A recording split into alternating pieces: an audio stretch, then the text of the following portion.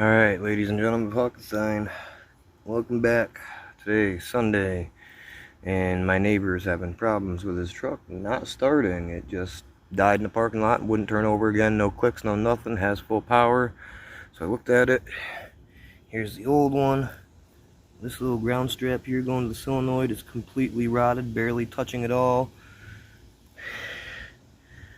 And it's the original starter to the truck, 07, so we got us a new one. I'm about to put that one in, and then we'll fire it up and see what happens.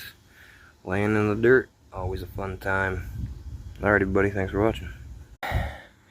Alrighty everybody, welcome back to Hockenstein, part 2 of the 07 Ram 5.7 with the bad starter. Just hooked the battery back up. Old starter's right there, new starter's in. See what happens when we hit the key.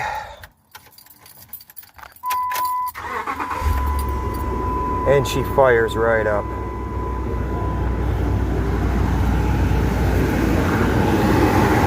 And that, ladies and gentlemen, is what we like to see. Not too bad for a quick half-hour job on the weekend. Alright, everybody, thanks for watching.